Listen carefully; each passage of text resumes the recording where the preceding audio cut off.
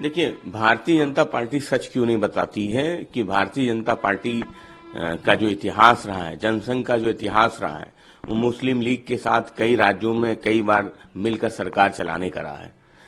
Bharatiya Janata party सच क्यों नहीं बताती है कि वो मुद्दों से जनता का ध्यान हटाना चाहती है।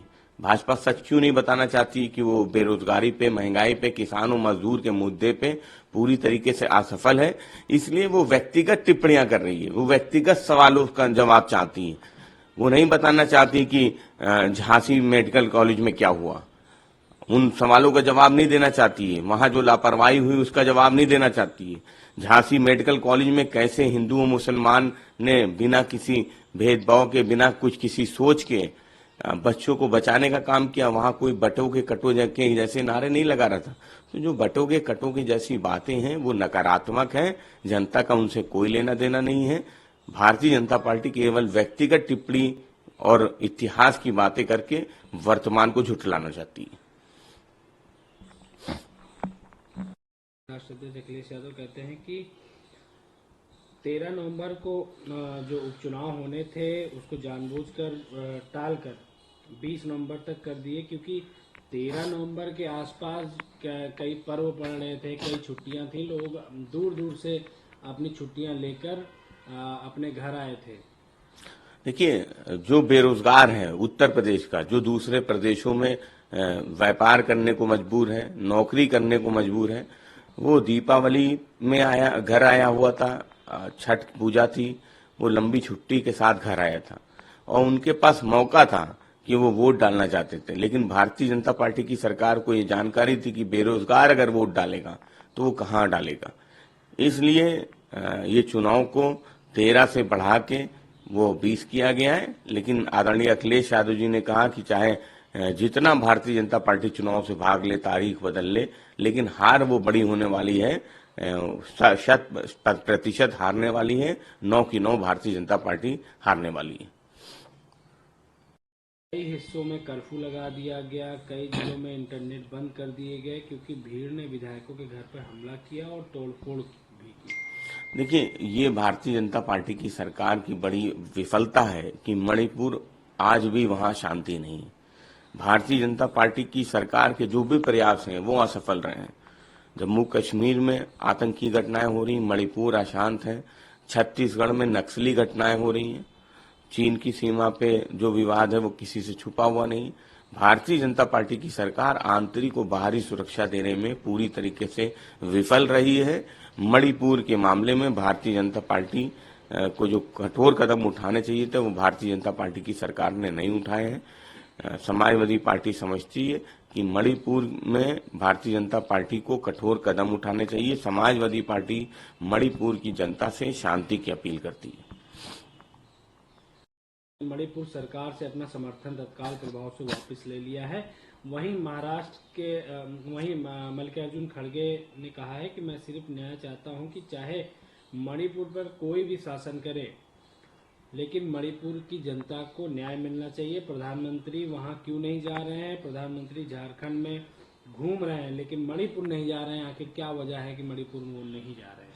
देखिए, पहले भी जब मणिपुर में बड़ी घटनाएं हुई तब भी भारतीय जनता पार्टी और सरकार के जिम्मेदार लोग वो चुनाव प्रचार में व्यस्त थे। और अब जब मणिपुर में फिर से घटनाएं हो रही हैं तब भी चुनाव प्रचार चल रहा है।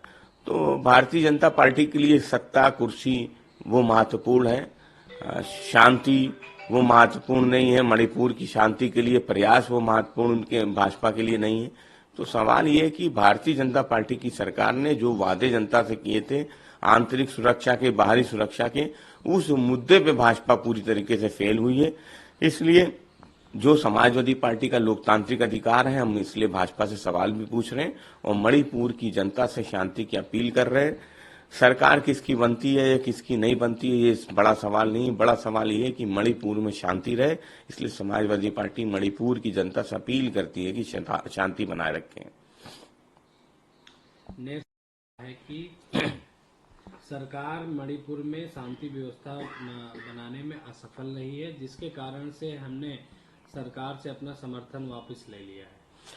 देखिए, जो बात कोई राजनीतिक दल उठाए वो बात पूरे देश की है कि भारतीय जनता पार्टी की सरकार मणिपुर में शांति स्थापित करने में पूरी तरीके से विफल रही है। उस गंभीरता से कदम नहीं उठाए हैं। भाजपा चुनाव प्रचार में लगी है। मणिपुर को लेके जो गंभीरता दिखानी चाहिए थी भारतीय जनता पार्टी की सरकार को, वो गंभीरता भाजपा की तरफ से नजर नहीं आती। चुनाव हो रहा होता है, चुनाव प्रचार चल रहा होता है, लेकिन मणिपुर के बारे में नहीं सोचा जाता। तो समाजवादी पार्टी समझती कि सरकार किसी की बने, मणिपुर में शांति रहनी चाहिए। मणिपुर की में शांति के लिए कठोर कदम उठाने की आवश्यकता है। समाजवादी पार्टी मणिपुर की जनता से अपील करती है कि शांति बनाए रखें, कानून अपना काम करेगा। अगर कहीं अन्याय हुआ है तो देश में बाबा साहब का संविधान है और संविधान न्याय जरूर करेगा। दिल्ली में जो दिल्ली के मुख्यमंत्री हैं उन्होंने करके कहा है कि अगले आदेश तक सभी स्कूल ऑनलाइन कक्षाएं आयोजित करेंगी। देखिए, दिल्ली में दो सरकारें हैं, एक केंद्र की सरकार है, एक राज्य की सरकार है, और जो जिम्मेदारी सरकार को निभानी चाहिए वो जिम्मेदारी केंद्र की सरकार नहीं निभा रही है। राज्य की सरकार कदम उठा रही है कि किस तरीके से स्कूल ऑनलाइन किए जा सके। डीजल गाड़ियों को बंद किया गया है। तो जो जिम्मेदारी केंद्र की सरकार की है वो जिम्मेदारी केंद्र की सरकार को निभानी चाहिए, क्योंकि वायु प्रदूषण वो एक बड़ी समस्या है और समाजवादी पार्टी समझती कि उस पर सभी दल को मिलकर काम करना चाहिए। हम राजनीतिक दलों की जो जिम्मेदारी है वो दलों को निभानी चाहिए, केंद्र में जो सरकार है उसको भी अपनी जिम्मेदारी निभानी चाहिए। आज से उपचुनाव के लिए चुनाव प्रचार थम जाएगा, ऐसे में क्या कुछ तैयारियां हैं? 20 नवंबर को उपचुनाव होने हैं। देखिए, समाजवादी पार्टी भारतीय जनता पार्टी को हराने के लिए तैयार है। जो पीडीए है वो केवल उत्तर प्रदेश ही नहीं, महाराष्ट्र में, झारखंड में भी तैयार है। आज चुनाव प्रचार उन राज्यों में भी थम जाएगा। समाजवादी पार्टी को भरोसा है कि जब 23 तारीख को परिणाम सामने आएगा तो भारतीय जनता पार्टी झारखंड से, महाराष्ट्र से, उत्तर प्रदेश से पूरी तरह से साफ हो जाएगी। अगर आप ये वीडियो YouTube पर देख रहे हैं तो हमारे चैनल को सब्सक्राइब करें और बेल आइकन को दबाना ना भूलें। अगर आप Facebook पर ये वीडियो देख रहे हैं तो हमारे पेज को लाइक करें।